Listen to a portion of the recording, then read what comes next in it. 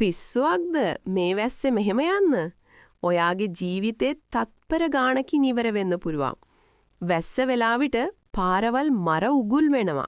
පොඩ්ඩක් වැරදුනොත් ආයෙත් හැරෙන්න පාරක් නැහැ. ටයර් සහ බ්‍රේක්. පාර ලිස්සන නිසා හදිසිය බ්‍රේක් ගහන්න එපා.